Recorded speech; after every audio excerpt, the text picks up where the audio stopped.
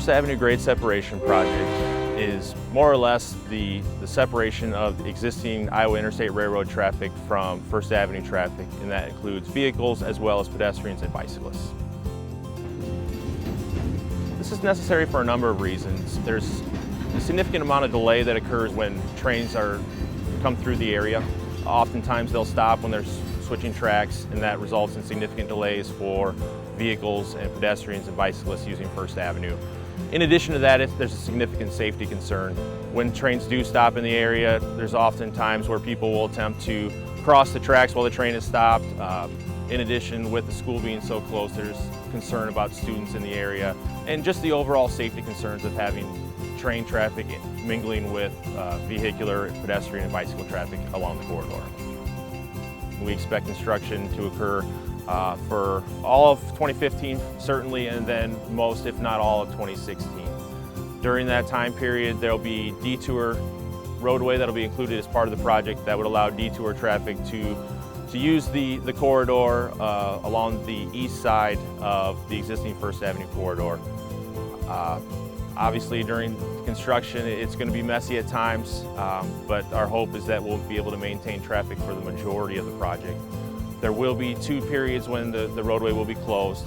We anticipate that those will be, the first period would be approximately 3 days, the second period would be approximately 14 days. Unfortunately, at this point, we don't know when those closures will occur, and that will really be impacted by the contractor's schedule. So with the railroad work, the railroad would actually be raised approximately 4.5 feet.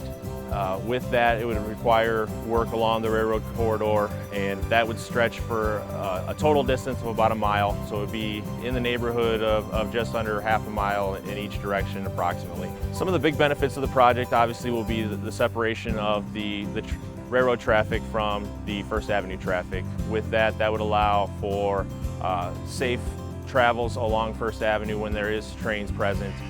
That would allow existing pedestrian and bicycle traffic to use the facility without having to mingle with the train traffic. In addition, the new roadway section will include a 3-lane section that would include 1 lane each direction and a center turn lane. In addition to that, the roadway will include bike lanes and will also include a 6-foot sidewalk on the west side and a wider 8-foot sidewalk on the east side. Also, as part of the project, some of the existing utilities that are located on utility poles throughout the corridor will be undergrounded. That will include electrical as well as some of the city's IT fiber and some of the private utilities in the area. So we're here at sort of the main impact area of the First Avenue grade separation project. This will be the area where the railroad tracks will actually be raised approximately 4.5 feet, and the roadway will be lowered in the neighborhood of 16.5 feet. The work in this area will actually include storm sewer as well. That'll take storm water from the low point of the roadway and actually pipe it via gravity flow through the Goodwill property and onto the Procter & Gamble property. In addition, we'll actually have retaining walls where the road starts to lower, and that'll include a tiered wall section on the west side. That'll include a lower wall with the sidewalk on top of that, and then an upper wall that'll actually abut the adjoining properties in the area.